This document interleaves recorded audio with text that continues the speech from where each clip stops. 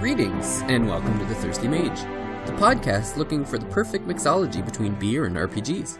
I am David Lloyd, your host and man who only charges his 3DS for Atlas. Tonight's episode is about the new Atlas remake for Radiant Historia, Perfect Chronology. We have with me the busiest man in Nintendo podcasting and two-time short straw drawer, Mr. Casey Gibson. Well, I don't know about all that, but a pleasure to be here as always. It's great to have you again. We really need that designated driver, so. Yep. I hope you have your Aquafina again tonight. Actually, we've got Nirvana, Naturally Green, and let me tell you real quick, don't buy it. Not very good water. Sounds good. And we also have first-time patron at the Thirsty Mage, the owner and reviews editor of Nintendo World Report, Mr. Neil Ronahan. Hey, I'm drinking a Dogfish Head Namaste White, a personal favorite. At least it's one of the ones that the pharmacy that I buy my beer at down the road from where I live usually always has it in there, and I really enjoy it. So, highly recommend Dogfish Head Namaste or Namaste White. Last week, I was too embarrassed to admit I had forgotten to get some actual good beer, so I was stuck drinking Corona. However, for this podcast, I did manage to remember to pick up something good, and I picked up a Scotch ale from a brewery not too far from me, and it's a hearty 10.6% alcohol. So, wow, this is gonna get a little ripped. Yeah, mine's 4.8. Namaste White is basically like the closest I'll get to drinking a Corona-like beer. It's just the kind of thing that like I can throw a couple of them back and I'm not sloshed.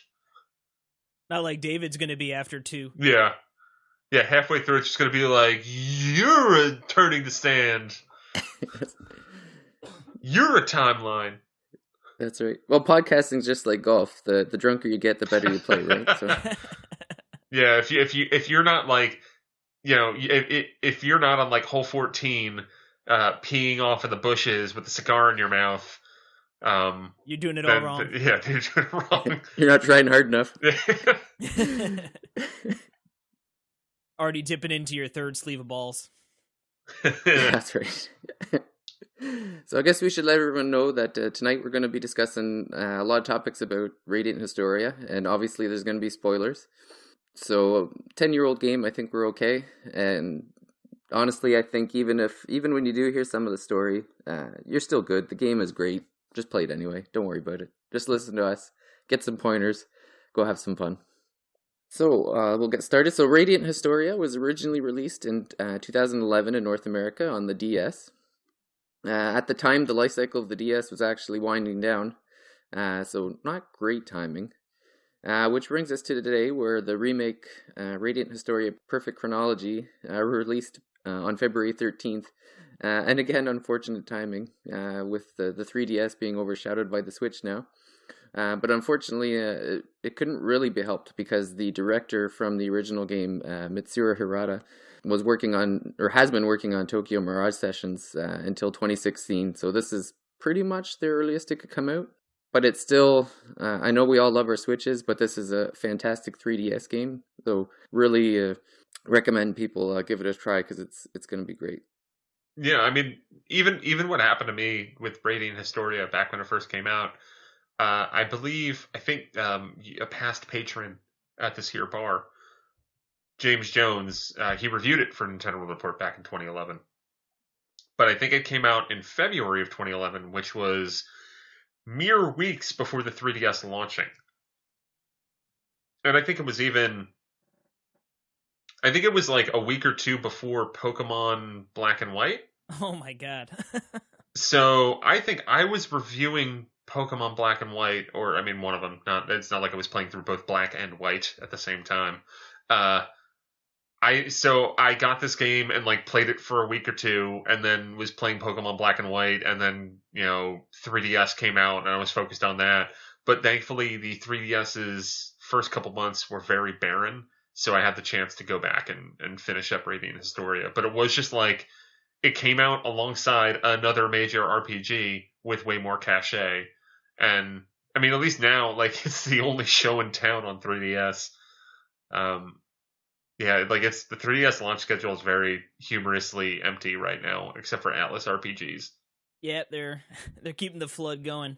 Yeah, I know Yep. this for me. This was a game I'd heard so much about. Like I said, probably from James listening to RFN, and I actually picked it up for the DS on one of those big sales online or something. I think I got it for like, I don't know, like $15, something really really inexpensive. And I'd been meaning to get around to it, and I actually think it was a couple months ago that we were talking about how we needed to go back and play it and sort of do something similar like this for the DS version. And then not too soon after that point, they announced the 3DS version, and we were like, "Booyah, perfect!" Yeah. Have you played it now, David? You said you never played this back on the DS, right? No, I had never played it myself, so this was a brand new experience for me. It was fun pretty much off the bat. It was a little bit of getting used to with the grid system, which we'll talk about later. But the grid system was new to me. It was a little different, but as soon as I got the hang of it, the game was a lot of fun, and especially when there's so much combat in the game, you want to make sure you're having fun, and that was the case. So. So the developers behind Radiant Historia, I mean, it's Atlas made this game. We all know Atlas. They make your Personas, and I don't know your Shin Megami Tensei games. They work with Nintendo sometimes on Tokyo Mirage Sessions and things like Trauma Team. But the development team here was based primarily of Radiata Stories, which was a PS2 RPG. I mean, the name is very similar. I've never played it, so I don't really have that much to go off of with that. But the other half of the team came from Shin Megami Tensei Strange Journey, which is funny because that is also getting a 3DS remake, which is due out mere months from now, and will probably be a future episode of this very show. So for Radiata Stories, you had Satoshi Takayashiki, who he was the original concept designer, and he was the co-director of Radiant Historia. And he pitched the game to Atlas. I'm not sure if he was still a member of Tri-Ace, which those are, I mean, they worked on like Star Ocean games, and I think they're still around, probably still making Star Ocean games that I don't pay attention to anymore. But Takayashiki pitched the idea to Atlas, and apparently his first pitch was that the main character would be a sword and be a supernatural being, which is preposterous to me. And thankfully, Atlas was like, yo, dude, that's a cool idea, but what if we make the main character human and he can time travel? So a total about face, but then that's kind of the direction that the game went in. And on the Atlas side, the director was Mitsuru Harada, who this was his first time as director. He had, going back, he worked on a bunch of old Shin Megami Tensei games, like he worked on Nocturne, Digital Devil Saga, Devil Summoner, Strange Journey, and then went on to Radiant Historia. After that, he would work on Shin Megami Tensei 4, which is another fantastic 3DS RPG, and then he was the director on Tokyo Mirage Sessions. So with Radiant Historia, he was the director, and then there was another guy, Hiroshi Kanishi, who reprised his role as character designer from Radiata Stories, and he did he made all the character designs here. And I'm relatively certain, correct me if your guys' research goes back on this, but Kanishi came back for the remake and worked on it. But Takayashiki is one of the core minds of Radiant Historia back in the day that did not come back for the remake. Mm-hmm. But Harada seems to be the driving force of this game, and I think that reflects that maybe Harada has a positive outlook. Because it seems like some of the other ideas that people had, like Kanishi had the idea that there would be 2 generic soldiers that Stock would start off with that would then be killed later in the game. And then Harada was like, that's a little too dark.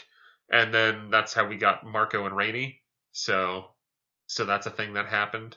I get the feeling Harada was the voice of reason. Yeah. I mean, he seems like a bright dude, especially Tokyo Mirage Sessions. Real good game. This is a real good game. And I also came across the whole thing that it seems like this Radiant Historia remake was being considered years ago. I think before the development of Tokyo Mirage Sessions, although the only quote that I could find about it was that someone at Atlas had, or like, I guess in something from Atlas, or like some person made a comment about how on a system that wasn't the 3DS, they were looking into doing a Radiant Historia remake, but then Tokyo Mirage Sessions came up. So I would assume that means that Radiant Historia Perfect Chronology might have been an early pre-production for a Vita version. I guess there's also the really crazy angle that there could have been a remake for Radiant Historia being made for Wii U, but I would assume Vita because, like, as much as Radiant Historia Perfect Chronology on 3DS is much more fuller of a remake than I expected, I think if you're going to do a remake of this game, I don't think it warrants the full budget of making it an entire 3D game. Yeah, and I would have thought too if they finished if this game released 2011 we said. So if they were to be, shifting gears already to a remake that shortly after for the 3DS, you know what I mean, would have been sort of strange. But yeah, the Vita makes sense because, a lot of Japanese, RPGs on there really strive and do very well. I wouldn't even be surprised if they did do that Vita version in this fanciful alternate reality, which I guess is fitting with the context of the game. I feel like that Vita version probably still would have come to 3DS, like Conception 2 also was Vita 3DS. There's that weird time period before the Vita fell off the face of the earth where Atlas was like making games that would be both Vita and 3DS releases. Well, in the research I had done, Harada had been wanting to go back to it for a while. Yeah. And then in talking with Atlas, they were interested in it as well because it did have a following in Japan and in the West. Yeah, it sold so even though it came out so late in the DS's life, it sold very well. So I think it's always a question with these Atlas RPGs in that they seem like they're very expansive, generally well-produced games. And how does Atlas continue to stay in business after all these years? And I think that Atlas mitigates risk a lot. So in the case of Radiant Historia, and I think this, like they kind of were upfront about it, is that they knew when Radiant Historia was coming out in America that it was very late in the DS's life. So they didn't have a high like print run of it. It was very much like, okay, we're gonna like cover the pre-orders and a little bit more, and that's what we're gonna make. And it's sold out. So there was a little while where if you had a copy of Radiant Historia, you could sell that on eBay for a pretty penny. But then Atlas did a second print run of Radiant Historia because the demand was there, and not every Atlas game gets that treatment. So that's a notch for Radiant Historia being a game with a more loyal following than your average original IP from Atlas. They probably would have needed to do a third print run if they had gone with that original sword idea, but... Yeah, we would have had, like, Swordy McSworderson would have had his own trilogy. It would have been bigger than Persona 5. Yeah, could you imagine the alternate timeline? Yeah. We need to start doing this. We're just like, all right, this is the possible history of this video game series. Yeah, well, and I'd imagine the amount of people that owns 3DS had a large factor in deciding which one to go with. Yeah, and I mean, also, if you were starting that remake in 2016, why the hell would you make it for Vita? Yeah, but why would you make it for Wii U either? Yeah, that's true. That was just because they didn't specify. Well, no. But that's the thing is that I need to look up that exact quote. But it was before Tokyo Mirage Sessions, so that means it would have been like when this remake was being talked about. It might have been 2013, 2014. A real forward thinking exec over at Atlas that was like, why don't we just hold off for a bit and release it on a system that's going to succeed. Well, getting into the artistic design of Radiant Historia, we have Hiroshi Kunishi is the artist who came up with all the characters, and he changed his art style for Radiant Historia, actually, because his previous work was more soft and bright, but Radiant Historia required more of like a dark and serious feel to it, so he adapted. He'd also worked on games like in the Xenogears saga, Disaster Day of Crisis, which is a great game. And he also worked on Xenoblade Chronicles and Chronicles X, as well as Legend of Zelda Breath of the Wild. So he's been working with Monolith Soft, as we can see there. he enjoys like Celtic and Norse mythology and pulled inspiration for the game from the medieval Europe, which we could definitely see throughout the locations, which I'm sure we'll get into in a little bit. But what was really cool was that many of the characters were sort of evaluated after being drawn and just sort of seeing how the team reacted to it. So, for instance, Fennel was actually not really meant to be as important as he was in the game. But after Takayashi liked the design so much, he sort of created and brought him into the story more. And the design of Hest was just an aside. So Konishi has considered him possibly as the butler for Erika at first, which is sort of funny to think about how it all came out at the end. But what's really cool is with Perfect Chronology, they really revamped how the characters looked. So when you're playing the game, it's sprite based. You know, when you're exploring and in your battles, it's sprite based. But they have portraits come up, so you get nice, really great portraits of these characters.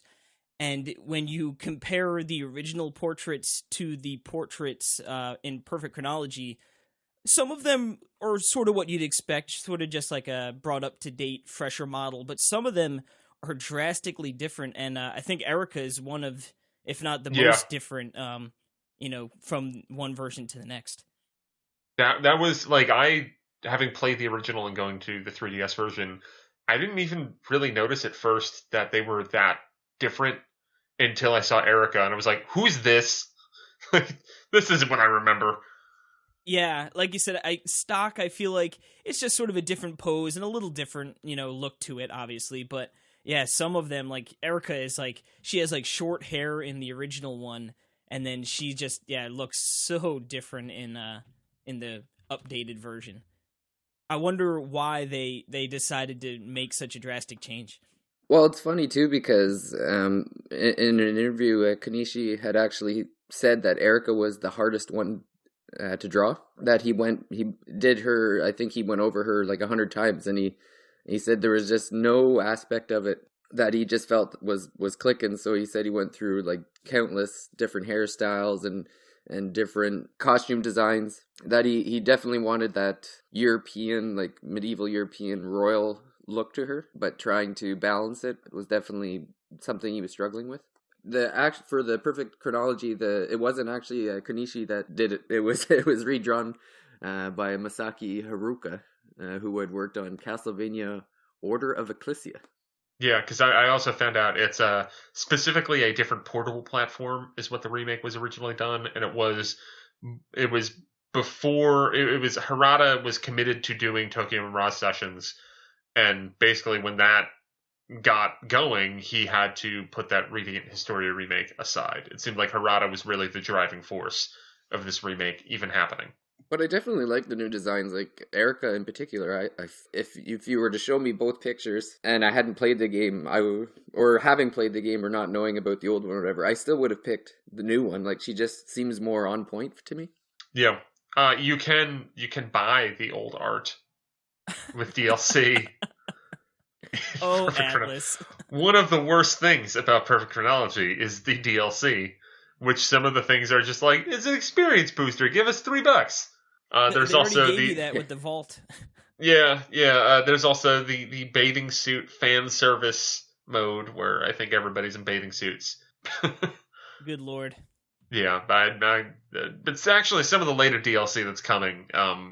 Seems to add new stuff, which is actually kind of interesting. But I haven't played any of it yet.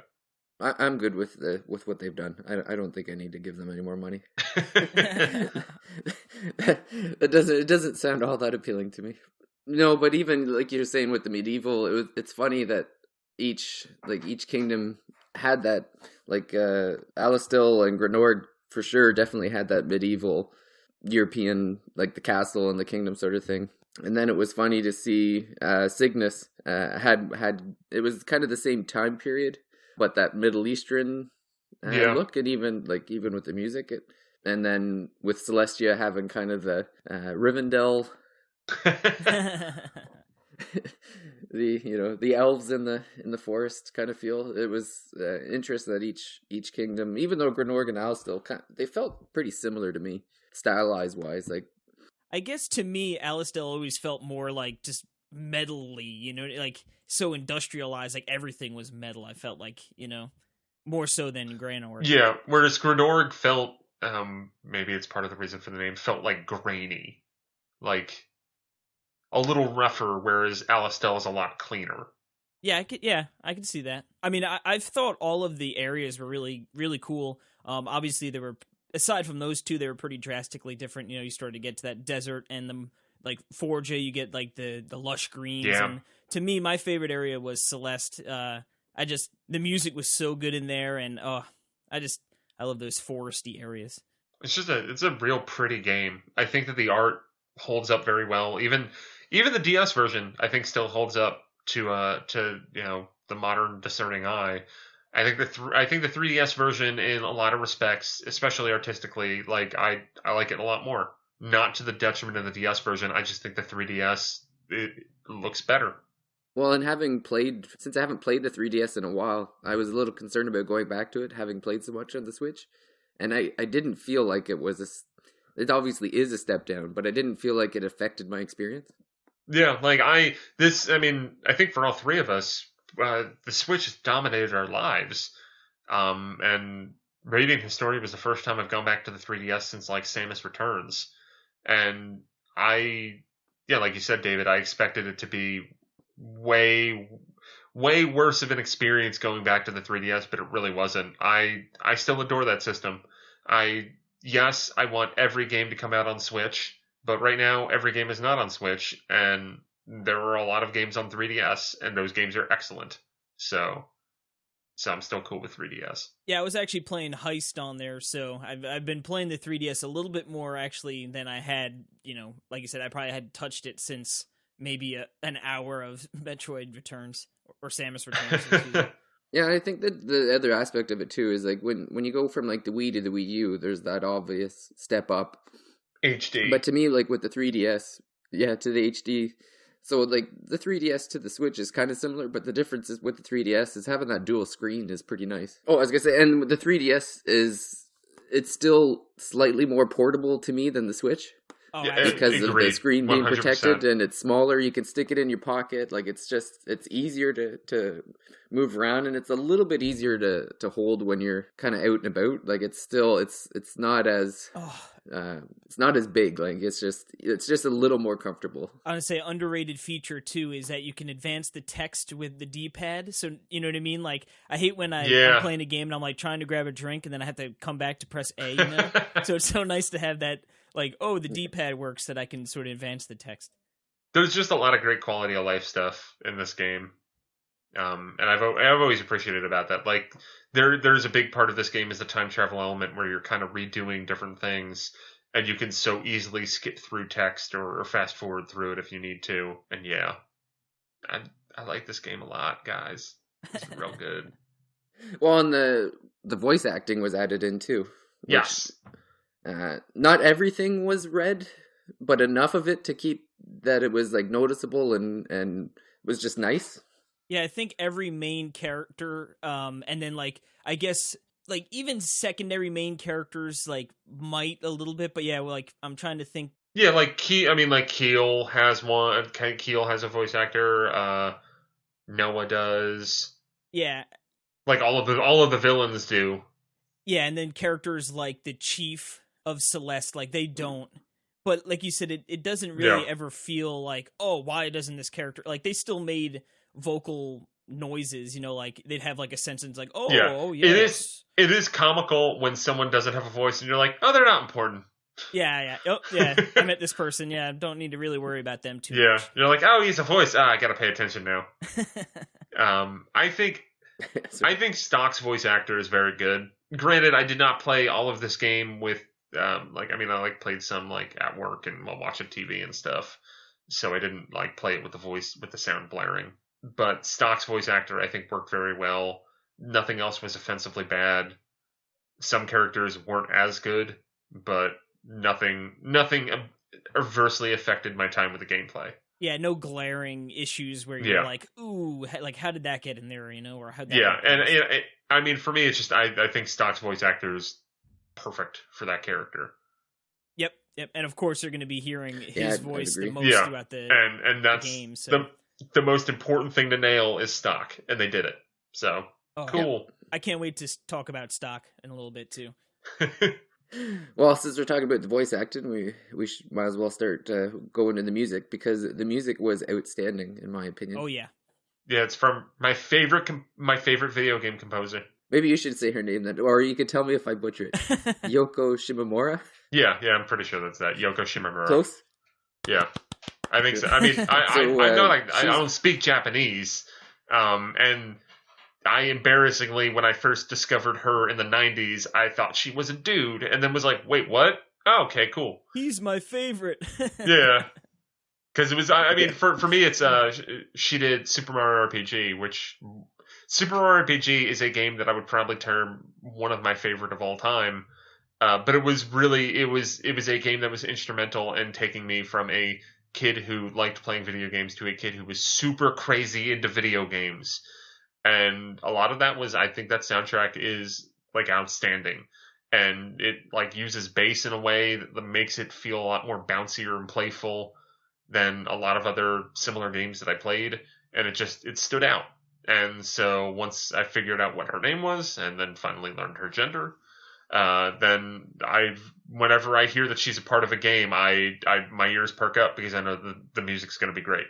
Yeah, it makes a big difference. And I think the soundtrack in Radiant Historia is fantastic. It's sets the mood wonderful. great. It's very catchy music. I know I have on the DS version, I have the special edition, and I played that soundtrack that came with it, the little CD. I played that a lot. I listened to those songs a whole lot. And it was funny, she didn't know they were doing the CD. She was pleasantly surprised. I'll just mention a couple of the other, her other achievements. Like she does the music for Kingdom Hearts series. She did the Mario and Luigi titles. She did one of my favorite games, or was a part of it anyway, for Final Fantasy 15, which I thought had a terrific soundtrack as well. And I think that her start, I think she worked on Street Fighter 2. I think that was one of her first games that she worked on. Yeah, I think I saw that too. And she worked on a Xenoblade, I think the first one. She wasn't once again, she was part of a team of composers. And I think she even did some Smash Brothers Brawl remixes and stuff like that. If you go and look at her resume, it's ridiculous. Yeah, it's long. Yep. What I think was so nice about the music with this game too is because how it works is you're going to be sort of traveling obviously throughout time, but you find yourself sort of in different regions of the world for somewhat extended period of time. You know what I mean? Like you sort of go and do your thing in Cygnus and that surrounding area. So you hear that music for a little while, but then when you revisit a different part in history, it's so refreshing to go back to the music from the previous towns. Because I feel like there's a point where you don't go to Alistel for quite some time, and then when you go back, it's it sort of hits you. It's refreshing to hear that music again. And like you said, I don't think there were really any areas. I played this game probably 95% with the volume, sort of paying attention to it. So it just, like you said, I don't think there was really any areas of the game where I wasn't at least stopping to recognize, man, I this is a pretty nice music or a pretty nice song to go along with this area. She had actually said in an interview that one of the main things for her is putting emphasis on making music to match the imagery and the atmosphere of the game where you are. So she had actually requested to see some of she wanted to see the characters and some of the settings. And she had said, obviously, when she was starting it, they didn't have a whole lot for her to go on. So she would use what they had, but then would create things in her own mind that she said a lot of them didn't exist in the game, but she had a fun time thinking about what would be in the game and creating tracks based on that. So it's interesting to know that, that she's making sure that the music, it really gives you the feel of what you're looking at. Yeah, I wonder if how drastically different the final, art direction was opposed to what was in her head when she was sort of coming up with these ideas. Maybe she was close or not. Yeah, for the remake, she added, I think, 5 new songs, right? There was new music created by Yoko Shimomura for the remake. Yeah, because she would have made some new ones for the third timeline, the Yeah, and I think Vault of Crimson Time. Chronicle. I think the Vault of Time also has original music as well. But there's definitely stuff in the possible history that is new. But yeah, great soundtrack. Mm-hmm. Well, like you said, when you hear what she's done and that she's going to be part of something, it definitely piques your interest. Yeah. All right, so how about we move on? Let's talk about the battle system. So the battle system uses this grid, which if you're this far into this and you haven't played this game, I'm a little confused, but all right, carry along. Um, so the grid system it's a turn-based battle mechanic. So all that's like you run into enemies on the overworld, you go into a battle screen. The way the battle's set up is that your party of 3 characters is on the right side of the screen, and to the left is a 3x3 grid. The 3x3 grid will have enemies strewn about it. Then your characters have regular attacks. They also have special attacks that can do things like push the character to the back row, pull them up to the front row, hit them over a column to the right, or hit them over a column to the left. Those are kind of the basics. Is that you want to push enemies all onto the same square, so that way when a character does a normal attack, it hits more than one enemy at one time. And that's a lot of the early strategy is around that. And I think that some of that early strategy that you learn is effective throughout pretty much the entire game. Where it does get twists is there's a couple enemies that you'll come across and bosses that can't be moved or have other restraints like that. I was just gonna say, or it could be like the Hell Spider that takes up the entire grid. Yeah, where it's just like you fire everything. But yeah, so it's all about kind of controlling and maneuvering enemies on that grid. And there's other things that are in it that I think are pretty cool, like the whole trap system, which is really introduced with Ott. That's where, she can lay down a bomb or electric trap or whatever, and then you, with another character, can hit an enemy into that, and then it's more damage. And there's just a lot of smart stuff like that. And there's like mana burst attacks, which, special attacks, yay! That there's another meters, yay!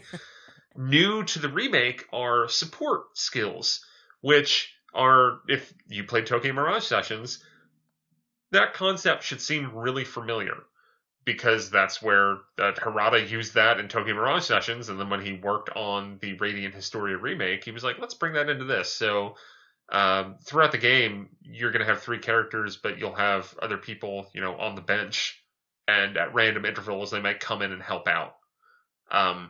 As I'm saying that, I have the strong urge to go and replay Tokyo Mirage Sessions, because that game's awesome. I would love that game for a Switch port. It would be perfect. Yeah, it would be so perfect. I don't have a lot of faith in that ever happening, but that's a shame, because it really would work well on that system. Yeah. The battle system in Radiant Historia, I think, is pretty neat. It's original, but I do think that the battle system kind of just gets boring and overwrought at times. Yeah. But I don't know. How do you guys feel about it? Well, the turn-based part was interesting to me, because you can actually control when you fight to a certain extent. So on the second screen, it'll actually show you whose turn it will be now and in the future, and you can actually switch that person's turn with someone else in your team, or even with an enemy. The benefit of switching with, say, an enemy is that you can, using that grid system, you can push everyone into that one spot. And if you've lumped up a bunch of turns in a row, then you can really just go to town on the enemy with multiple hits. It's just another, like you said, another meter that you have to track and keep aware of.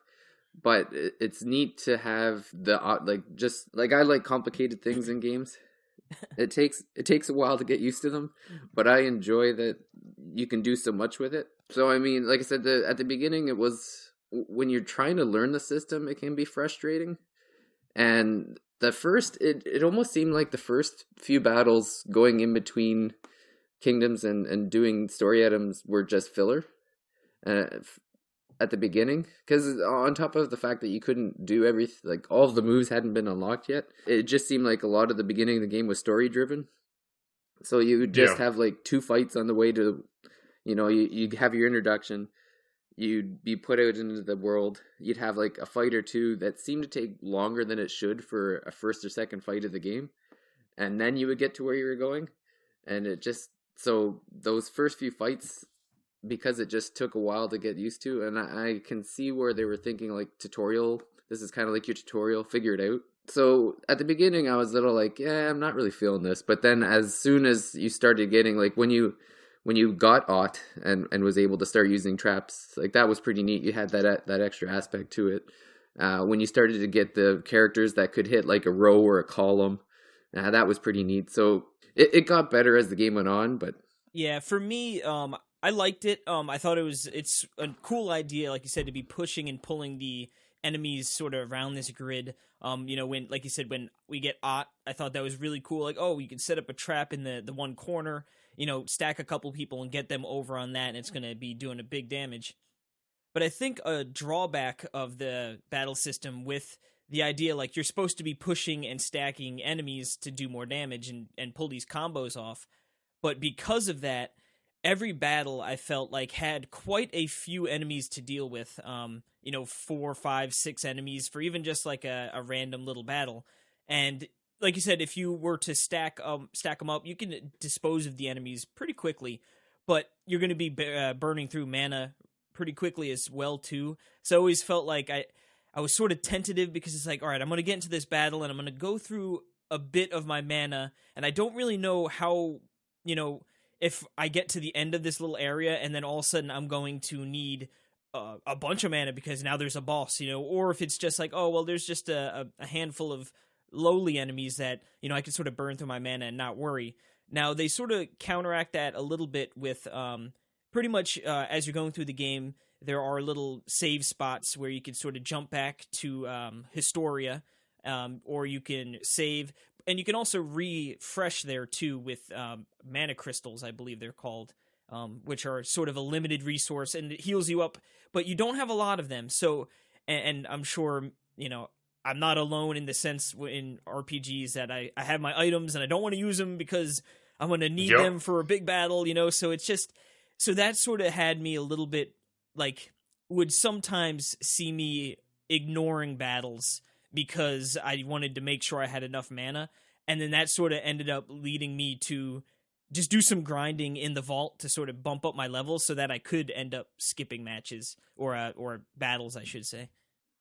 Yeah, I got into the habit of I would be burning through my mana, and then like when I would get to like, oh, I can change areas, quick, go back to Alistel and hit up that inn, and then go back out where I was. Yeah, jump to the prologue. Just because, like, mana crystals, like it's they're just such a limited resource that I just didn't feel like dealing with them.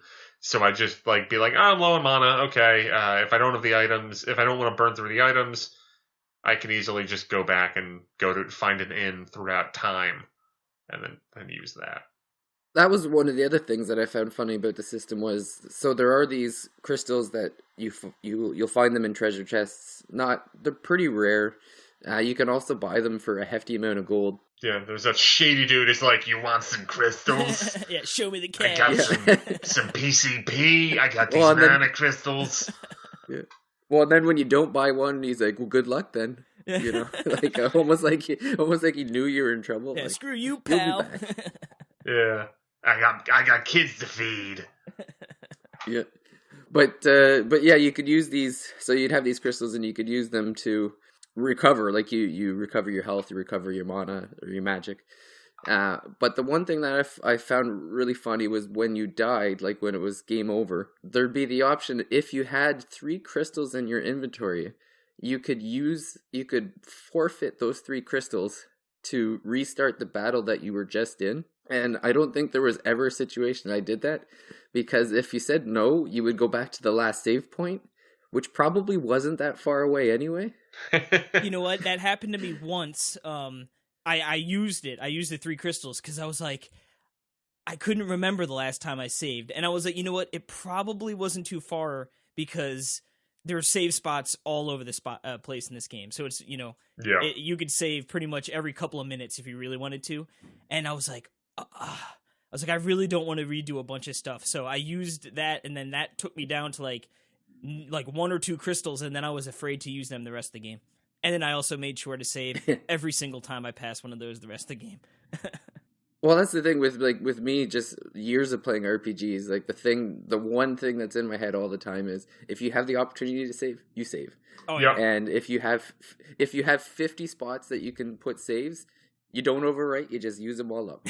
You just keep going. So I was like, no, you're not taking my crystals. Just send me back to 2 minutes ago. I'm fine with that. And then it was funny with like, the same thing with Neil saying, going to an inn when there was trouble. That was the other thing I would do is when I was at the node, because you can go back in time, I would, if I couldn't fast travel there, I would just go into the Historia and go back to a time when I was in a place with an inn, and then just hop back to the node. It took a little bit of time, but It's not really that much because you can skip through a lot of like, I don't know, like when you're going through a story, it's always like stacks running up the stairs, but you could just hit A and skip it. Yeah. So yeah. Yeah, like I said, I think I went back to that very first node when you have to decide, the very first choice of the game. So that was my go-to to heal up.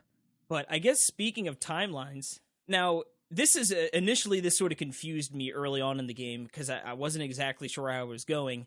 But after you sort of make the first choice, it sort of comes to light. So in the beginning of the game, you start out and essentially you have the choice to either sort of stick in the little group you have going, where it's sort of you and your two partners working under this one person, or you can join the army. So it's like you need to think about this decision, and it's going to have this is a big choice, so think about it. So now I'm like, okay, so is there a right or wrong answer here? Early on I was like, whatever, I'm just gonna go the one way, and you end up going a little bit, and it branches off, and then it gets to a point where it's like, oh, game over, like you can't go any further. So you're like, okay, I must have picked the wrong answer. You know what I mean? So you go back and essentially you find the White Chronicle book sort of floating around in the world, and that's sort of the save spot I just talked about a minute ago. And you can go to Historia, where this is where you sort of go back and then you can open up the White Chronicle, and this is where they sort of lay out the timeline for you, and there's nodes on each area, and you can't travel to all of them. It sort of it sort of keeps track of the story for you, so it's actually nice to go back, and if you sort of forgot a point, you can sort of get a quick little summary. But there are little nodes on each timeline that you could travel to, and these are sort of where a decision had to be made. So I've hit a dead end, and I go back to that area, that first choice, and now I make the opposite choice, and you start going, and eventually you run into a dead end on that line. So now you're sort of like, what the heck's going on? But you find out that the two timelines sort of interact with one another. So if you do certain actions in one timeline, it's going to affect the other timeline. So there are some points where someone needs to be saved in one timeline, and you go and you do that, and then now all of a sudden you can jump back to other timeline, and something is now changed because that person was saved, and it sort of gives you a path to continue forward. And how the game works is essentially you're going to be bouncing back and forth between these two timelines, and how, like I said, you're going to run into, dead ends or seemingly dead ends, and then you're going to know, okay, I need to go do something in the opposite timeline that's going to sort of affect and open up a path for me to continue on. And there's some side quests, of course, along the way that sort of, in the book, sprout, little arms or limbs out of the main timelines.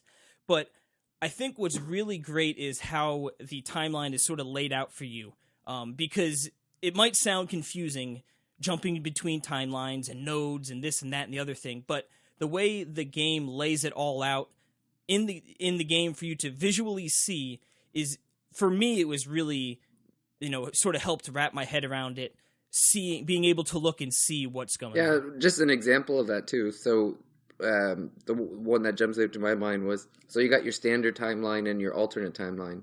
And I believe it was in the alternate timeline where Rosh, who has an iron gauntlet instead of an arm, so he's basically got a robot arm. The robot arm gets broken in a battle, and he's depressed to the point where he no longer wants to fight.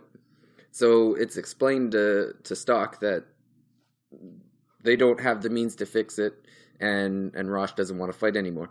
So then his guides from Historia would then say, well, it looks like you can't do anything now, but wouldn't it be nice if you could go to that other timeline and find the pieces that you needed?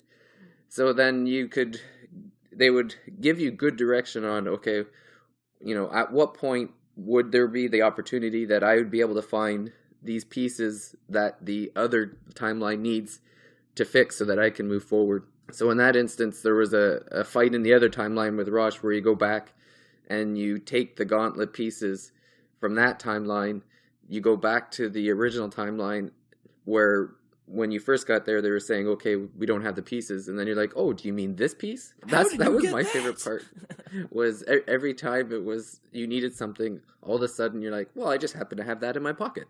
Yeah. Oh, you mean this old thing? or I love the moments too when what is it? I'm probably gonna. What is it? Tio and Lipty. Those are your Historia pals. When like they show up and they talk to you, and then like Marco and Rainey are like, "Yo, what were you saying?" They're like, nothing." Yeah. Don't worry about it. I wasn't just muttering to myself to two little midgets. Like, and she's like, "Who are those guys?" And Stock was like, "There was no one here. Yeah. What are you talking about?" Yeah. She's like, "I just saw them." Can't speak of the Chronicle. And then later in the game, there's one of the funny one too is there's a very important like a jewel or something that they need that no one in the world should know about. It's buried away in the depths of a place that no one should even know exists.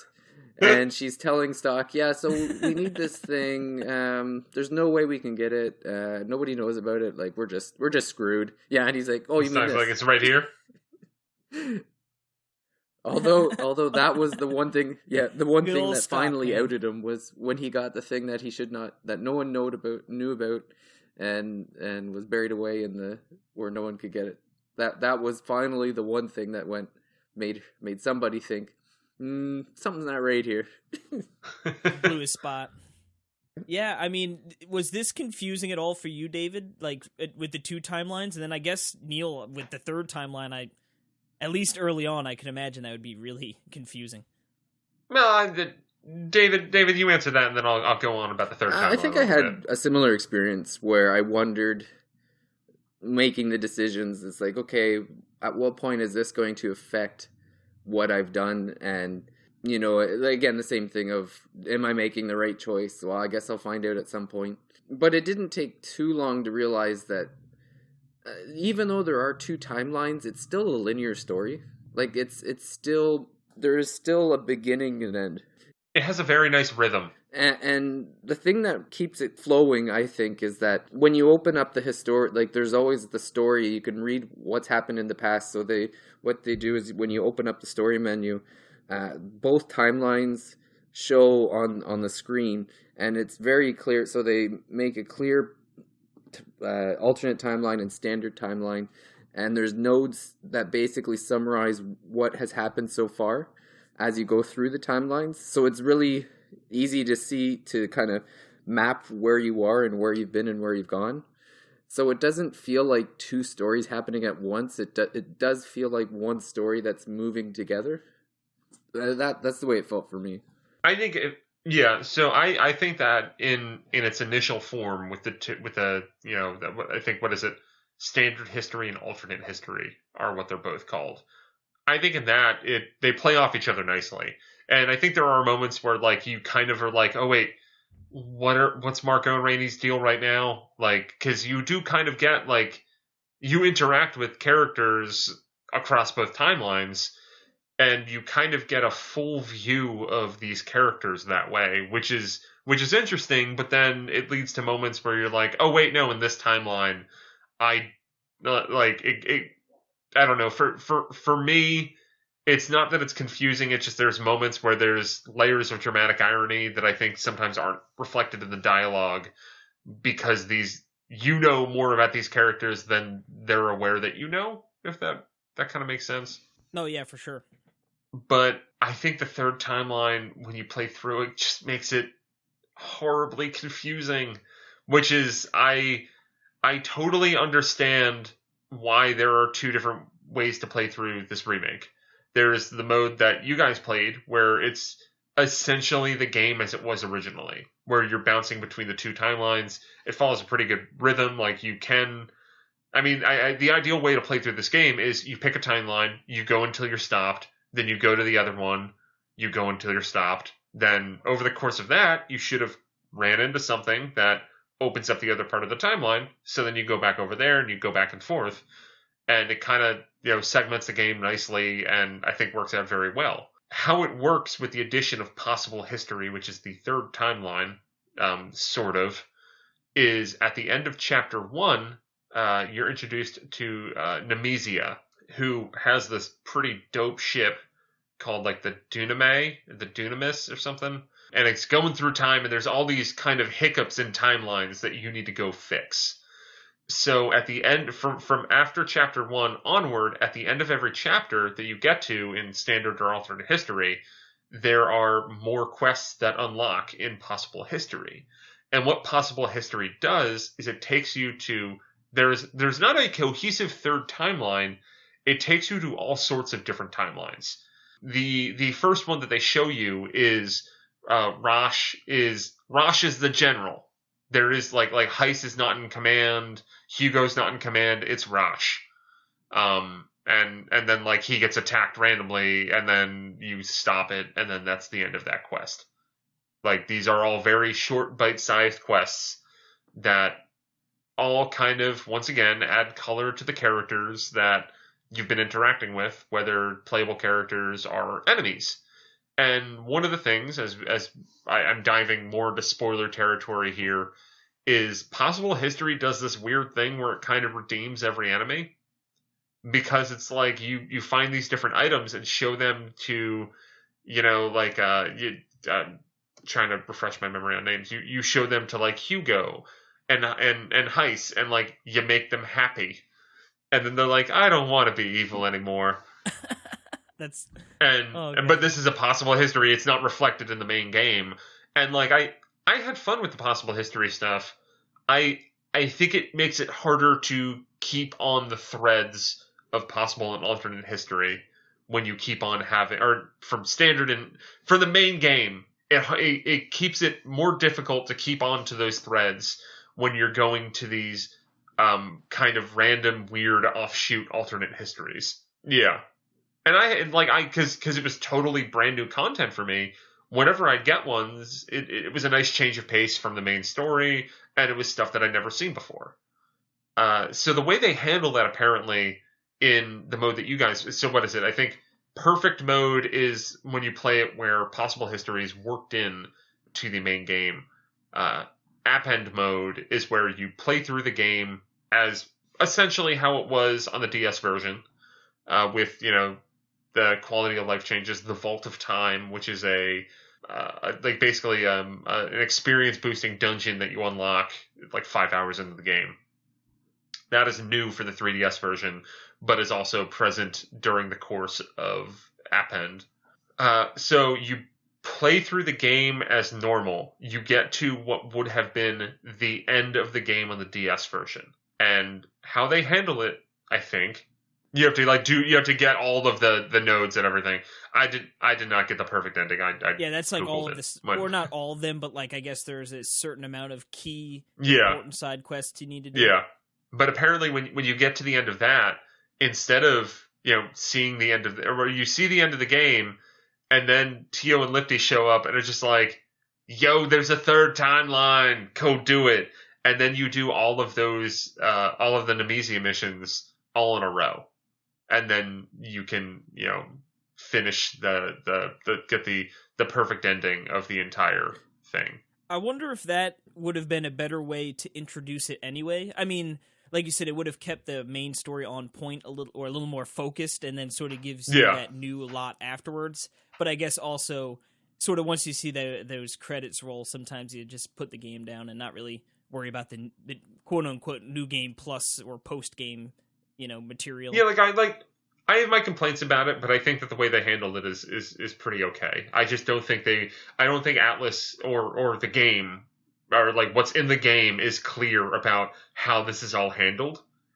I think that's the only problem with it, because you have the options of, if you've never played it before, you play it as originally constructed, and then have the slightly confusing but expanding post game content is this possible history. Because if there's one thing that annoys me with remakes, and I always think to Donkey Kong Country Returns 3D when I think about this. So Donkey Kong Country Returns came out on Wii, great game. Then they did a remake on 3DS, and it's the exact same game, except for they added a new world. The only way to unlock this world is by 100%ing the whole game. So you could have gotten Donkey Kong Country Returns on Wii 100% of the game. If you wanted to see the new content, the new world at the end of Donkey Kong Country Returns 3D, you have to 100% the game again. At least you had practice. Yeah. But yeah, so I'm glad. I'm happy with the way that they did Radiant Historia, but I think possible history is not needed, but at the same time, it's cool that it's there.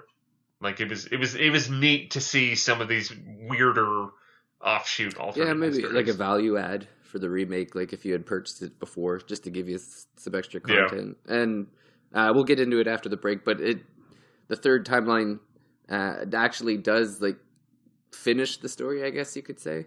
But we'll get into that. Well, maybe now is actually the perfect break. We'll take a quick intermission, and then when we come back, we'll have a discussion about the characters of the game, because there's a lot, and we'll go over the story and have a discussion about what we liked and what we didn't.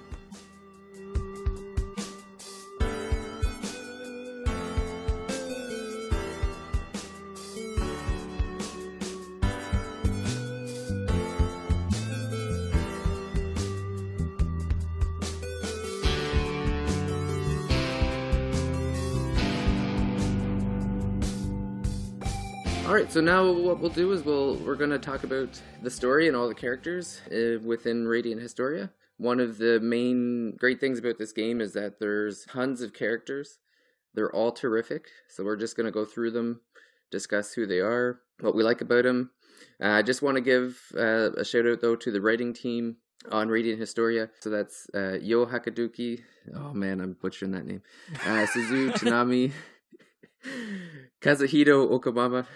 Because basically, so what happened was the director Taki Yashiki, he developed the concept for the game and the general overview, and then they handed it off to the three scenario writers. The first one, Haduki, worked on the Groundlancer series. He also did Shin Megami Tensei Devil Survivor right before Radiant Historia, so he had a lot of experience. The other two writers were Radiant Historia was actually their only accredited game, but they did a great job, so I just wanted to make sure we named them there. Yeah, I don't know why everybody who worked on Radiant Historia isn't just making every video game now, because it's just such a damn cool game. They made a great game, and they said, you know what, we're going out on top. Yeah, they're like it's only down from here. Like, I guess sales wise, it could go a lot higher, but critically, this is it. This is the top of the mountain. Yeah, I mean, they did a great job, and it kind of just proves, like, because when you hear a lot of the backstory, like Atlas, like Taki Yashiki had a lot of crazy ideas, including like 4 different countries and 16 different endings, and I think Atlas did a good job of focusing his story, and it really shows in the end product. Everybody involved did a great job, and it's too bad like a lot of people have gone on to new and terrific things, and hopefully the ones that didn't are just doing something great that we just don't hear about. So to get into the story, so at the very beginning, basically we're introduced to the main character, Stock. So we don't get much of a backstory for him at the beginning. All we know is that he was in the Alistil army at one point as like a recruit, and then as time went on, he was recruited over to the SI division, Special Intelligence Division. He's basically he goes from being an infantryman to being a spy. Yep. Yeah, and it was actually funny. I heard Greg on Radio Free Nintendo, who had mentioned that Stock was a spy, but he was known as the man in the red cloak. Yeah, which is, it seems like a pretty terrible spy. Like, he wears very distinctive clothing. Yeah, I remember the one part when they joined the, like, traveling entertainers, and they're like, well, you know what, your suit looks interesting enough that it could be a costume anyway, so you don't need to change. Yeah. Yeah. As he's sneaking through and gathering intelligence. And when we're first introduced to Stock, he's a very stoic character. Like, he doesn't show much emotion. He's just kind of a get the job done kind of guy. Yeah, no nonsense. Exactly. And the director, Harada, really hoped that people noticed his progression from the beginning to the end, because his character does progress quite a bit. Like, he's nothing like he was at the beginning of the game. And that's one of the great things about it is to see him grow as a person so much. Yeah, because when you're first introduced to him, I don't want to say he was boring, but he just wasn't that interesting, you know? And like you said, I guess that was sort of by design to sort of give him he just sort of does his thing, he does what he's asked to do, and he comes back and he just gets the job done. No BS. But like you said, the arc and how he grows and sort of the things that he does that are even funny, where other characters will comment and be like, oh, who is this? This isn't the Stock I know. You know, he wouldn't do something like that with for instance, he learns to sword dance in the one timeline and he has to perform it in the other one.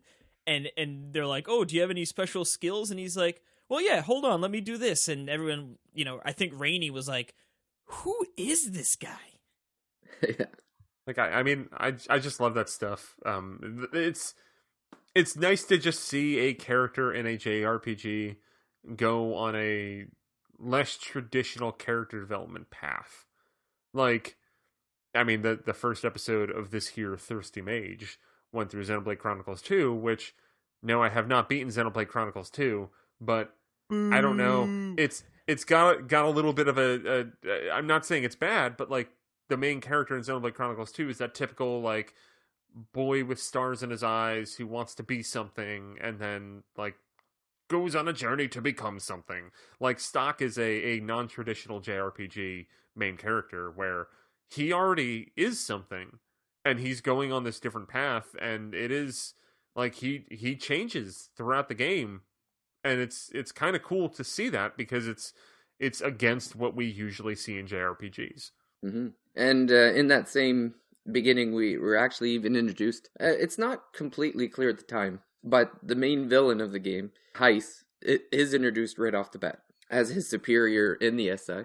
I still feel like Heiss as the I get that Heiss is the literal end boss, but Heiss, even through it all, doesn't seem like the main villain, if that makes sense. Like, I feel like and I'm trying to look who the hell's is the queen just called the queen? Protea? Protea, yeah. Yeah, okay, yeah. Like, Protea and Hugo are, like, much more nefarious to me than Heiss is. And, like, Heiss, because Heiss's ultimate plan is not necessarily one of, like, I hate all of you. It's just like, no, this has to be done. I don't know. Like, I don't hate Heiss as much as I hate Protea and Hugo. Hugo's the worst. Oh yeah, Hugo's a piece of shit. Hugo's like really the only character to me that didn't redeem himself by the end. Yeah, I guess Protea does have a little bit of a redemption arc, but like that's where like I know that quite literally Heiss is the final boss, but like I just don't see Heiss as a pure villain. Well, and his motivations weren't evil. Yeah.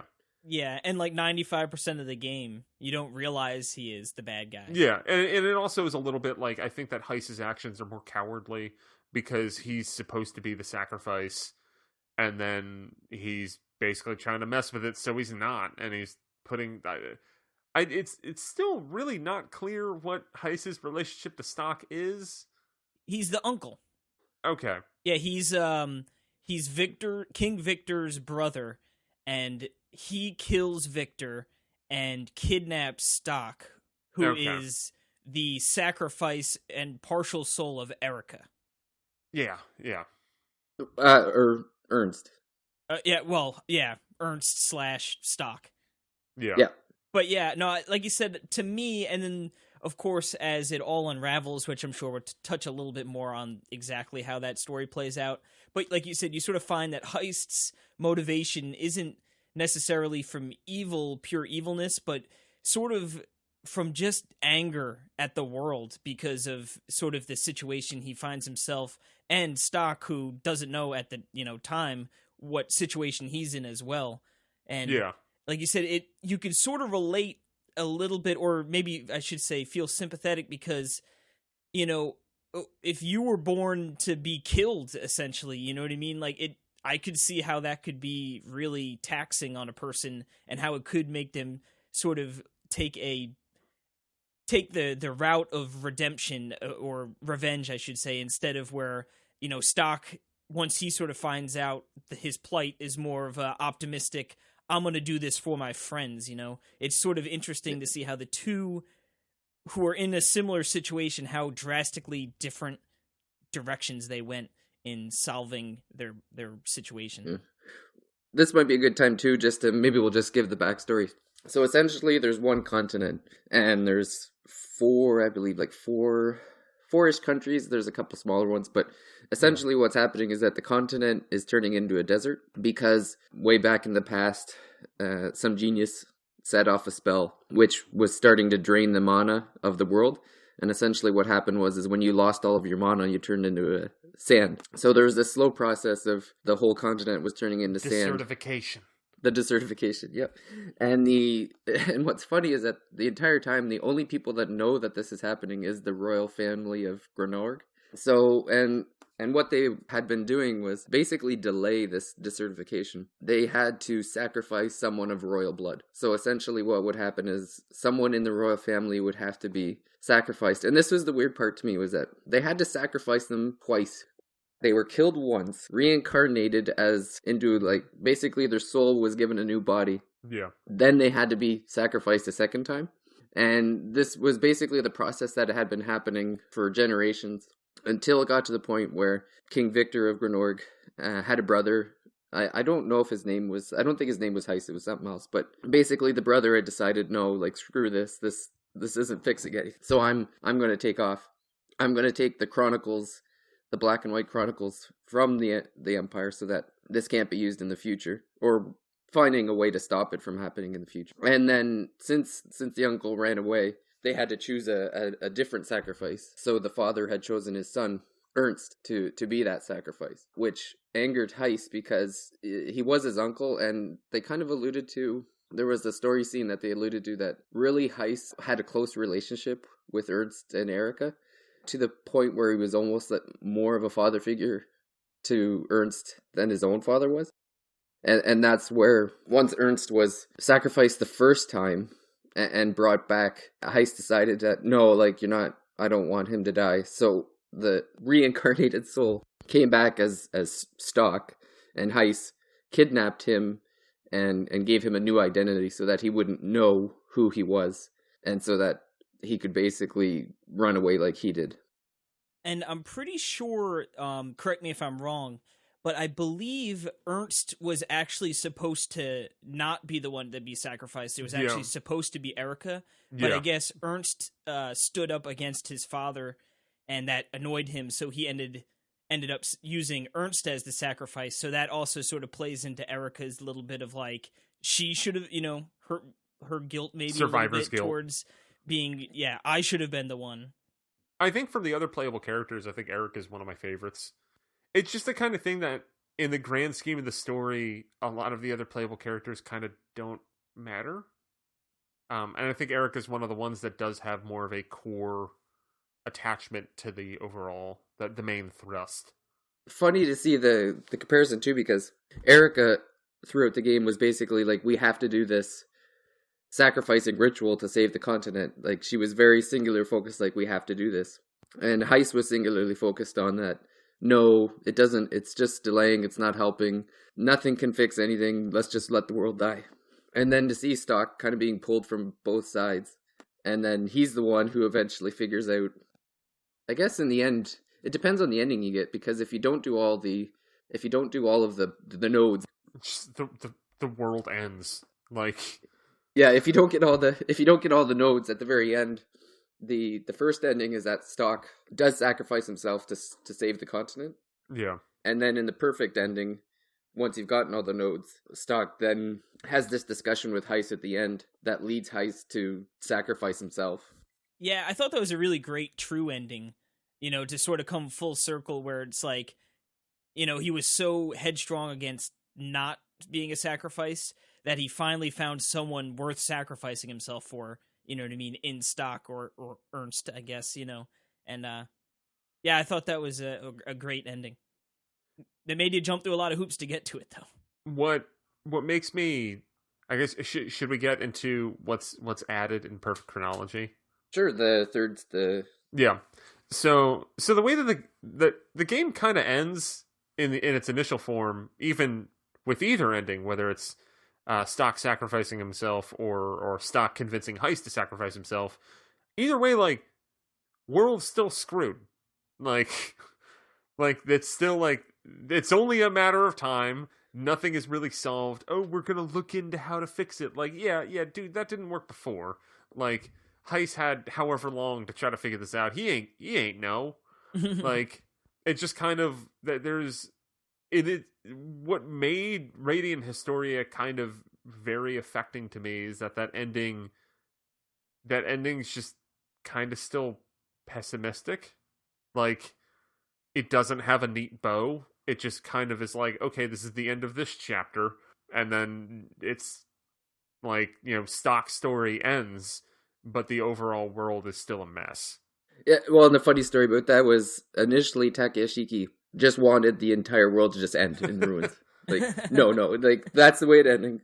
It turns into a desert, game over. Yeah. Which is, I mean, but in a way, I feel like that's what the original ending is.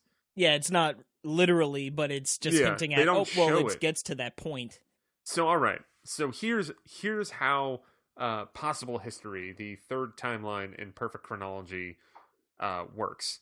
So there's Nemesia, who's the new character with the funky hat that is, on this pretty cool ship that's, out there in space-time going through these different timelines and stuff.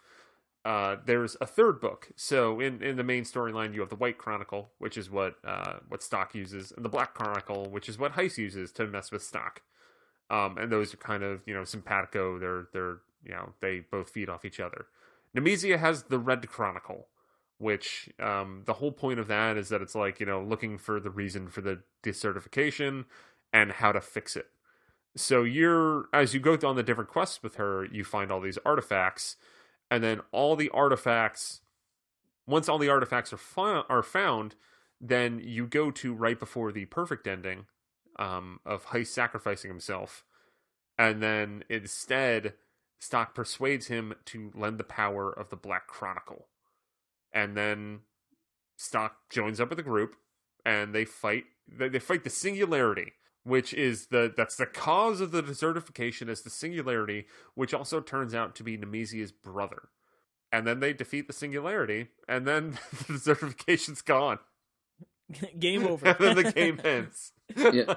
It's neat because the Singularity was actually created by Grindorg itself. Because I guess at one point, they wanted to stabilize the mana in the Empire. So they casted this spell, which created the Singularity. And Tio and Lapidi, like the keepers of Historia, were the kind of the remnants of the sorcerer that cast the original spell. And essentially, their job was to try to figure out, okay, how do we fix this? Because we really screwed this up. And basically, they're just going through timeline after timeline, trying to find one of the timelines where they fix what they screwed up. And yeah, that, like you said, it's almost funny to me that you wonder if that was pitched, that Singularity ending where they actually fix everything. Was that pitched when they first made the game back in 2011 and it just didn't make it, or if it was Harada conceived afterwards? Yeah, like if Harada looked back at it and said, I wasn't overly happy that there wasn't a conclusion. We need a conclusion. Was it what's the guy's name? Takeshiki? Was he the one who pitched the ruins idea, or was that Harada? No, that was Takeshiki wanted the game to end in ruins. That was his idea, and it was Atlas or like Harada that said, no, we need a compromise here. So if you think about that Takeshiki worked on this game on DS, and he wanted the game to end in ruins, it could have been that original ending was Harada and Takayashiki, finding middle ground. Takayashiki was not working on this remake, so that means Harada had the ability to make a neat and tidy happy ending, which, I mean, that's what he did. That was, I think, one of the goals of the remake and adding content was to wrap up the whole game. Where I think originally there was supposed to be, there were like 2 drop timelines from the original game that I believe were what they wanted to do with the remake, but then they kind of simplified it into just the one series of, more or less one-off alternate timelines. Yeah, and it's funny too, like if you get the perfect ending, they really do tie everything together, because they literally go through each character and be like, this is what this person's doing now. Yeah. It's like the ending of Animal House. It's just like, and Bluto Blutarski became a senator. Yeah. That's funny. Yeah, I mean, I guess maybe this would be a good time to get into some of the other characters that we sort of meet throughout. I mean, right off the bat, we're introduced, as you said, to Heist, and he sort of introduces us to our 2 main partners, or at least for the very, initial part of the game, and that is 2 mercenaries that since have left their mercenary group. We sort of find out about that later on, but Rainey and Marco are our first 2 sort of teammates that, form up the initial party that, eventually we get some more. But I thought both of these characters, I thought they worked well. I don't think either of them sort of jumped off the page to me quite as much. I mean, obviously Stock, I think, is the focal point of the game. Obviously, he's got like the biggest and personally best arc for any character, But what did you guys think of Rainey and Marco? I think they're really good sidekicks. Initially, I remember always wondering if like their story was actually going to go anywhere. I don't really think it does. I think it's just like, oh, they left their mercenary group, cool. But Rainey eventually becomes his wife. Yeah. I mean, just I guess in terms of the game, at least. Yeah. Or like that. I mean, yeah. Like in the future endings, yes. They mean something. But like Marco and Rainey are well written, good side characters. Like I think it's a testament to Marco and Rainey being good, that in the grand scheme of video games, how there's always like an annoying side character or 2 in any game with a lot of dialogue or text. That Marco and Rainey are never really annoying. They work well with Stock. Well, and they were Atlas ads as well, because originally they were supposed to be 2 faceless soldiers. Yeah, that would then just when they were looking at the story, Atlas was thinking, well, why would you have these 2 nameless soldiers for this long and then you just kill them off? So they didn't. Their attitude was like, no, they need to mean something. So it was interesting to see. Yeah, even if they had developed them and killed them off at some point, I think would have worked well. But yeah, to have like literally 2 nameless partners with you seems sort of silly to me. Yeah, and I mean, I think their function in the story too is they become Stock's moral center in a way, because he cares about them. I mean, with Rainey, he cares about her a lot, as we find out. But like they go through a lot together, and it helps bring out Stock from his emotional shell, because he genuinely cares about Marco and Rainey, and you see that develop over the course of the story. Yeah, and it's funny too, because initially Stock didn't want to work with them. Nope, he wants to work alone. He's that solo guy. He's a lone wolf. What about Roche, however you say his name? How we feeling about him? You know what? I liked him as a character. I don't think even once used him. I mean, unless if there was like a mandatory fight that he jumped in on. But I never really used him in my actual party. I thought, sort of as Stock's best friend. And obviously he's a key part in the one... I mean, in both. I mean, the whole game, obviously. But the timeline in which you join the army, he is sort of the leader of the squadron, and you're sort of his number one man on the side. So yeah, I think I like him as a character. I think his progression is interesting, how it sort of, you know, how he feels so bad after losing his troops, and then, like you said, he broke his gauntlet, you know, which is sort of the mechanicalized arm, and like how he sort of loses his will to fight, you know, but then how it sort of bounces back and how he finishes up strong, you know, and eventually becomes the lieutenant of the army, I believe, right, is sort of what he finishes off as, or the lieutenant general. I forget exactly. I forget what his exact title is. Yeah. But yeah, he's sort of like the commander of all of the troops, and I thought it was funny at the end with the battling the paperwork kind of joke there as well. Yeah. All my fights, and now it's the red tape that will end me. Yeah, well, and it was funny too, because really, he had started as kind of a stereotypical soldier who, I mean, when he lost his arm, he had the gauntlet added in, which was like a technological marvel at the time. And the fact that he saw himself as the property of the army because of that, and to see him progress from kind of this tunnel vision soldier that just kind of listens. And there actually is a point in the game where, you know, Stock is thinking like, oh, he's not going to change. And you kind of see that change of heart to go from, you know, I just do what I'm told to, no, I'm going to do what's right. Yeah. Yeah, I like that too. And it's funny, I mean, I guess sort of just to jump to another character on that point, Viola, how she sort of sticks to her guns there towards the end, where she sort of can tell that Hugo and sort of Alistel is not doing, you know, the right thing, but she's like, don't even bring it up, you know, I'm a soldier for this nation. I'm not going to turn my back on it. And she sort of, you know, goes down with the ship there. Yeah. I like Viola's awesome. Because Harada loved her. He felt that she was like the samurai who just believed in loyalty even to the end. Like, even though she knew Hugo and the Prophet was all BS, she still fought to the death because that's just the way it was. Like, she just believed in... She didn't want to give up that belief. Like, you could really see the pride, like her strength and weakness at the same time was her pride. That she was this super strong character, but she was so prideful. Like at the beginning, where they were discussing that they sent her off to the front lines, almost to die, because Hugo didn't want her around to usurp the power because people looked up to her so much. Yeah. But she was just like, well, that's what they tell me to do. I'm just gonna go do it. Hugo's the worst, man. I know. He's a little rat, you know? Yeah, I mean, I guess we jump to Hugo. I mean, he is just literally the worst character. He's, I guess, like, I don't know exactly his title. He sort of speaks for the Prophet Noah, which is sort of the driving force behind Alistel.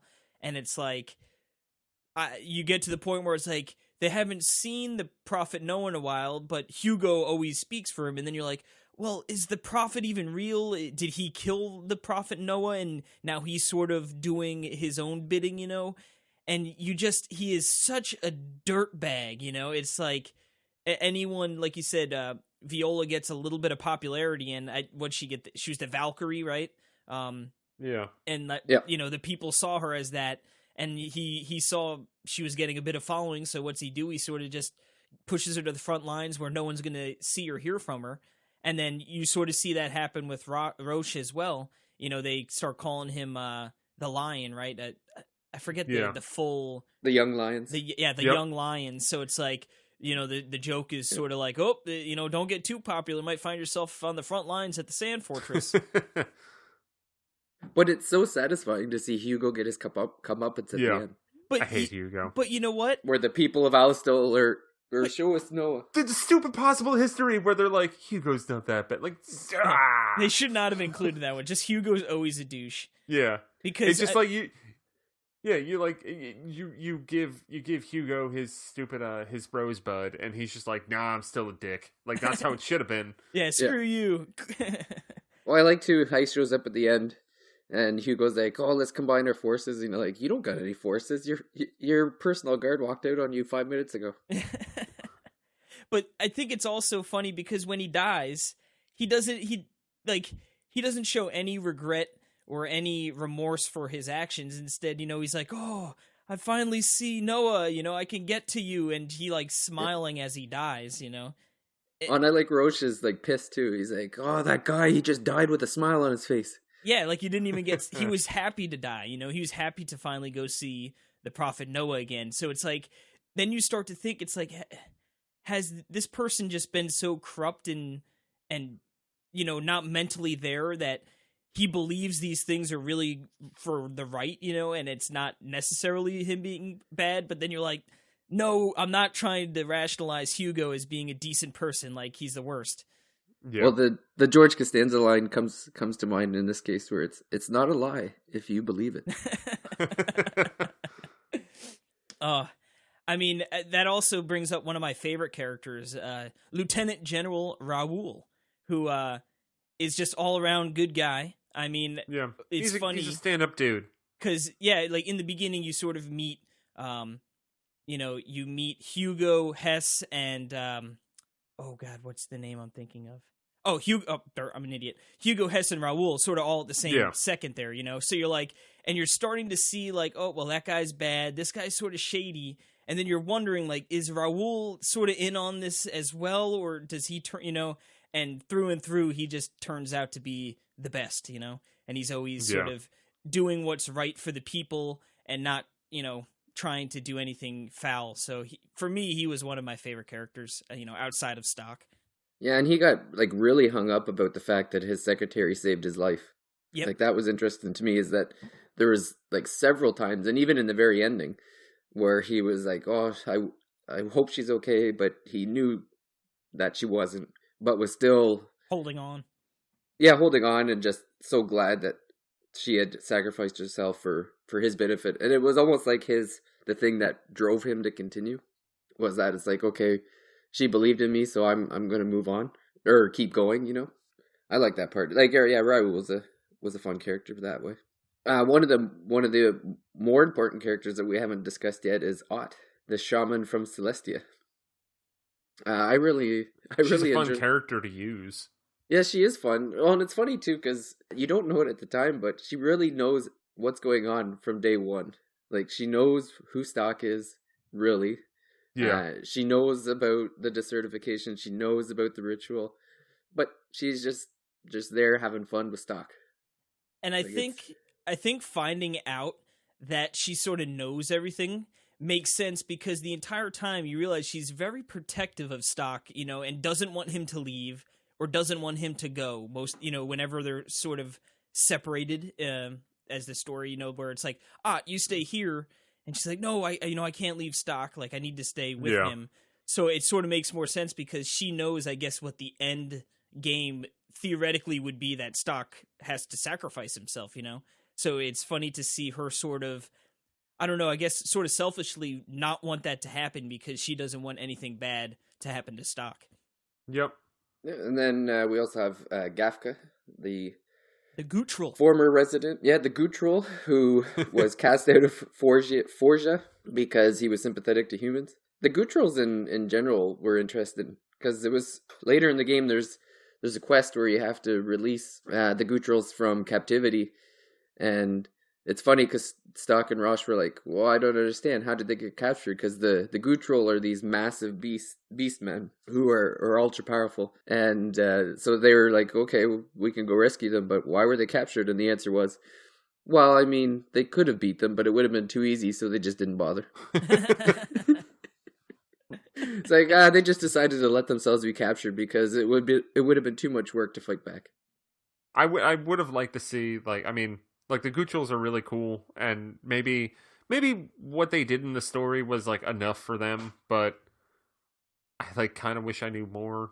I got to see more about them. Like, Gafka's really fun to play as, so yeah, they don't really give you much aside from, you know, that the Gutrols and the humans really don't. Well, I guess it's more so that the Gutrols absolutely hate humans, you know. Outside of a small percentage of them, and obviously Gafka being one that doesn't mind the humans. So that's sort of like the background we get with the Gutrols. And, you know, in the game you have to go and you do a quest where you get a beast mark, and that's sort of the sign of like, oh, like only like good people can first and foremost make it through the trial to get the beast mark, but you also need to be like a good person, so it sort of gives them like hey, this is someone that we can trust, and that's sort of how they get favor with, the Gootrolls coming to help stop Hugo, and then ultimately we find out Hess, from doing these bad things. But yeah, I thought the Gootrolls were interesting, but like you said, they sort of don't really show up until sort of the latter part of the game, at least in like when you get to their area, Forja. So yeah, it would have been nice to maybe get a little bit more about that, but I also think they sort of gave enough where I didn't feel like it was completely like too hollow or shallow. Was there any other characters you got that you particularly liked or disliked? Because I know there was. I like the sword dancing boy. Keel's always fun. Yeah, Keel was great. He's just sort of like the goofy little brother who was just real gung ho to be in the army and be doing something great for his nation, and he sort of, really idolized Roche and Stock, and that was sort of what he inspired to be. He wanted to be that soldier that would be able to go in there and sort of handle his business as well as protecting others. And unfortunately, he sees an early demise in the storyline, which is a shame because he was sort of like the goofy little, comic relief, sort of feel good, rah we could do this kind of guy. Where in some situations it was totally uncalled for. We're in a real bad trouble here, and then you had Keel sort of just like, we can do it, guys. Like Stock and Roche are great; they can handle this. We're gonna be fine. Yeah. Selvin and Diaz were interesting characters too. So these were the two guys pulling the strings in Grenorg. Yeah. And it was interesting. It was fun. I love their, they had that loyal obedience in front of the queen, and then as soon as they were out of earshot, they're like, that dummy. Yeah, she she was the figurehead, right? Protea was she was not of a true Granorg blood, right? She was a stepmother to Erica, and they just sort of kept her up there because she was sort of a jerk and just let her sort of take any flack or anything, whatever. You got her up there doing her thing, and then like you said, you got Selvan and Diaz pulling the strings. Just pulling the string. I thought they were interesting enough. I mean, obviously they were sort of antagonists, but sort of on like that B tier antagonist, where it's like we knew Hugo was like the real guy you had to sort of take care of. But I thought that whole plot of like, all right, like they're letting her sort of run the show, quote, or let her think she's running the show, and then you get to that sweet point of where Protea's like, all right, take care of these, and they're like, you're on your own, lady, like we're out of here. Yeah. Oh, I love that scene where they're standing in front of her and Sylvan walks in, kind of looks at them and like, no thanks, just walks out. But even Sylvan and Diaz, like they were portrayed as antagonists and you did fight them, but even their motivations weren't necessarily evil either. Like they were still sort of trying, it was kind of about Grenorg. Like they thought they were doing the right thing by the Empire in a way. Yeah, I mean, and you can even see that they're not completely nefarious when Protea says, set fire to the kingdom and just kill everyone, like, I don't care, just burn the whole city down. And they're like, okay, and then, they sort of plan, like, all right, I'm going to start a fire over in, like, one little corner, just go start telling everyone to get out so we can sort of limit casualties, where, like, Protea was just, I don't give a shit at all, I'm just, I'm in it for me. And you can tell they sort of had grander ideas as far as, like, they loved Granorg, like, I just don't think they wanted to see the harm necessarily come to it that, like, a Protea just didn't really care about. Yeah, and then it was even funny to see Protea. She was very, from the beginning, just shown as someone who only cared about themselves, very selfish. But then, right at the end, even she had that turn of heart at the end where she's like, well, I had a lot of time to read, so I learned about stuff, and now I'm helping people. Yeah. And you're like, okay, sure. So good. I'm glad. It's good for you. It's to me, it almost seemed like Hugo was the only one that didn't have a redeeming value at the end. Yeah, and like you said, I feel like he was at that point where, when he was on his deathbed, quote unquote, he just was accepted it and was like, oh, now I get to, none of his actions were wrong to him at all. He went out doing, because isn't that actually what he says? Like, you finally catch up to him and you're just like, I've done nothing wrong. And like, Yeah. and they're like, that's the first thing you have to say to us? Like, are you kidding me? Like, Yeah, I'm doing the Noah's will or bidding or whatever, like. ugh, such a jerk.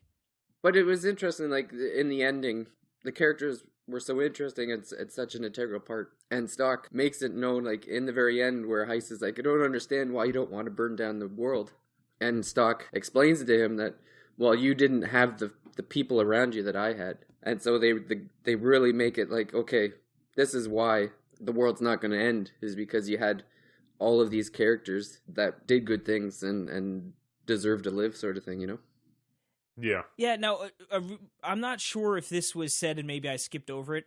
Now, when Heist had both Chronicles, right? So he could use both of them, right? Like, that wasn't like you could only use one, like you could use both, and he just chose to lament with like a regretful and hateful, with the Black Chronicle, instead of like, like I was saying before, how they sort of were in a similar situation, how they just went complete polar opposites of, Heist went, I'm going to be angry and spiteful, and Stock was like, you know what, I'm going to go and I'm going to find these people and find reasons to sacrifice myself, because it's not, he didn't feel bad sacrificing himself knowing he was going to be saving all these people that touched him and were, a big part of his life.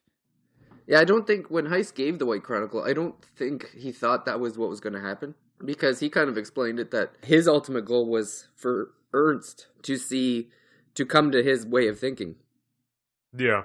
That basically, like, it's all pointless and meaningless. Let's just avoid the cycle. Yeah, I think the White Chronicle was, like, to him, I think it was just a tool to go back in time to see that cycle of everything you're doing or trying to do is pointless. The only real ending to this is everyone dying, like the end, the desertification. Yeah, and so it's a surprise to Heist at the end that it's like, well, I don't understand, like how can you see what I've seen and not feel the way I feel?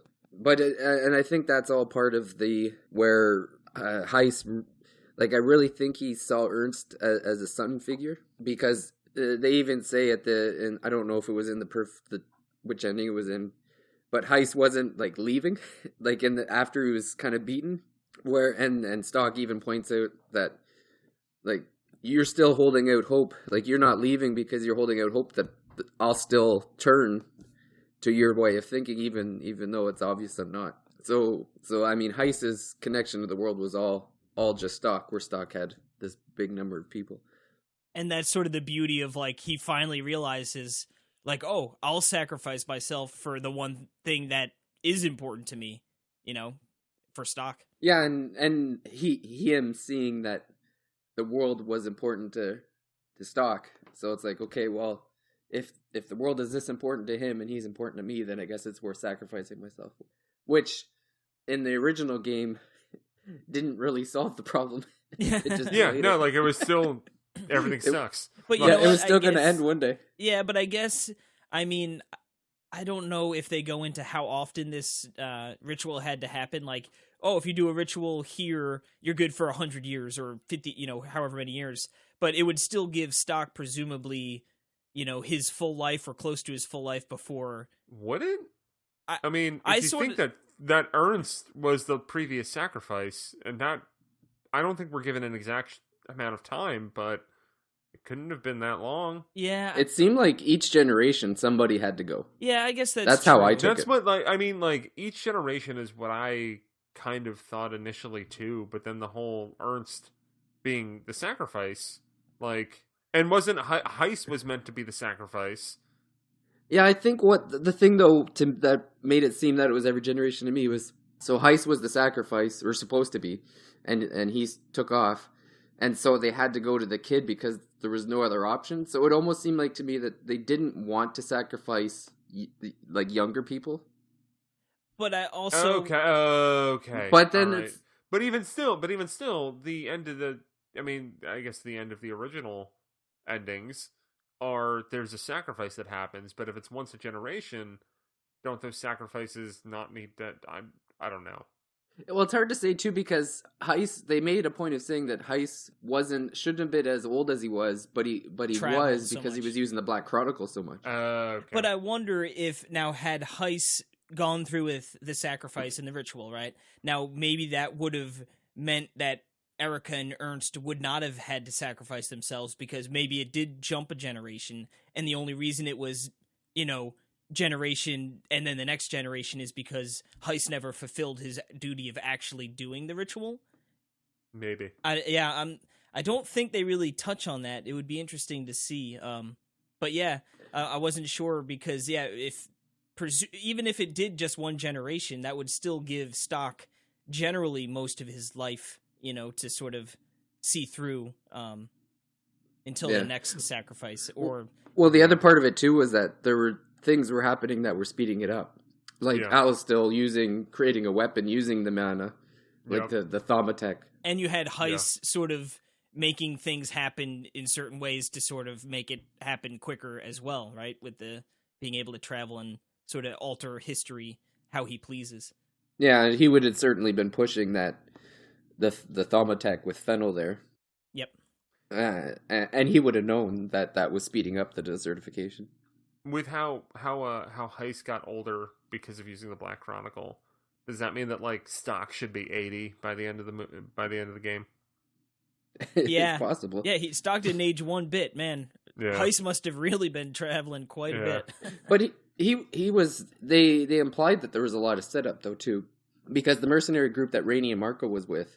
Yeah, that was Heiss's bidding. Heiss had tried to figure out, and he made it sound like he had tried like many times to come up with ways to take out the mercenary group but only leaving Rainey and Marco. So he had implied it was like, oh man, it was so hard. Like I had to do it like 15 times, and I finally got the right. I ruined your life 15 times before this time. Yeah. I just kept on seeing them die, and there were a couple times where I figured it out, but I just wanted to see them die again. Yeah. Yeah, maybe Heiss is a bad guy after all, a real bad guy. But Heiss is just Bill Murray in Groundhog's Day. That's all.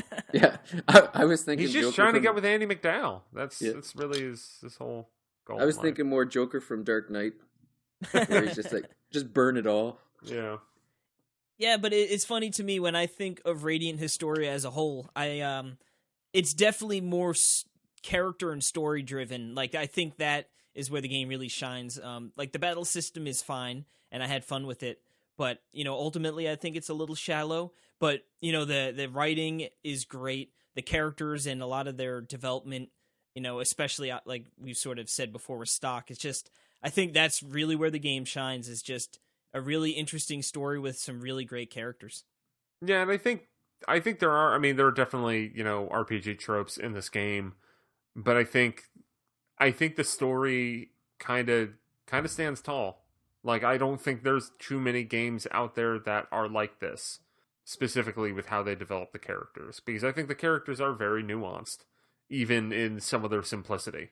Yeah, well, I was just going to agree. Like, some of my favorite media is just not so much the story, but the story within the characters, just how they interact and how you can see them grow from one thing to something else. And like I said, I think Radiant Historia did a great job of having the chemistry with the characters, and like no characters really seemed wasteful. Like each one had a purpose. They were all interesting to me. Yeah, there were no real throwaway characters that you were just like, like I could live without them. They all sort of had something that piqued your interest, whether it was throughout the entire game or for at least portions of the game. Yeah, it wasn't like, oh, here's Jim. Maybe I'll go use the washroom, while he talks, and I'll come back and maybe he'll be done. Old Jimmy. Old Jimmy. Good old Jimmy. I think my coming away beating Radiant Historia for the second time, the thing that I'm left with is I really want to see what Harada's next game is, because that dude is spinning gold. Like Radiant Historia, excellent. Tokyo Mirage Sessions, excellent. Like let's see, dude. Go make another game. Give us something nice and juicy for the Switch. Yeah. Do a Radiant Historia 2. Do another Tokyo Mirage Sessions. Do something completely new. Either way, I'm on board. Yeah, well, and he was part of the Shin Megami Tensei before that too. So Yeah, I mean, maybe he's going to work on Shin Megami Tensei 5. That could be the case. Oh, please. I mean, whether he's doing it or not, I'm stoked for that game. Oh, but like, that game's gonna kick so much ass. I mean, he just seems like a person with like fresh, good ideas. That, yeah, I mean, the 2 games he's directed are fantastic, Top tier, and very much stand alone from similar games. well, I think he's a good example of. I know, like, how many people play a video game and just skip the credits and never think about who made it. And to me, it's like he's a great example of you should really know who's making this because you probably don't want to miss his next game. Yeah, for sure. Awesome. Did anybody any other final thoughts before we wrap up? I think I'm all good. Yeah, I think I said my piece. Radiant Historia is a great game. Check it out. Yep, definitely a reason to dust off the 3DS. As we said before, there's some other games coming this year that are going to be worth playing, but definitely if you missed it on DS and you're looking for a really great JRPG with a fantastic cast of characters and a great story, this is definitely one you don't want to miss. Yeah, and I want to thank Neil for talking us into doing it because I had never heard of it prior to this, and it was coming out, and it was like, hey, you dudes want to play the game together, and we're like, RPG, why not? Yay! It was definitely worth it, definitely worth playing. So I just want to thank everyone who made it to the end of this one. Well, we're happy that you listened to the pod. We hope you enjoyed it. We'd love to continue producing discussions about your favorite RPGs. If you have any requests, track us down on Twitter. We have our own Twitter handle, the Thirsty Mage. It's just at the Thirsty Mage. So send us a message. Let us know if you like the program. If there's anything you'd like to see different, if there's any games you'd like us to talk about, be happy to hear from you. If you don't have Twitter for some strange reason, feel free to send me an email at davidl@nintendoworldreport.com. And if you did like the podcast, please feel free to let everyone know what you thought. We survived through word of mouth, so we'd love to hear what you thought of it, and if you can spread the word, that'd be great. I'd like to thank our guests, Casey Gibson. No, thank you very much. It's been a pleasure talking about another fun RPG with you. Yeah, and thanks again to Neil Ronihan. Yeah, no, this was a lot of fun. I hope to do more of these drinking and RPG things. Yeah. Well, there's nothing better than drinking beer and talking video games, is there? Yep, I can think of a few, but it's like a top 10. Exactly. All right. Well, again, thanks for everyone to listen, and we hope to see you again at the Thirsty Mage.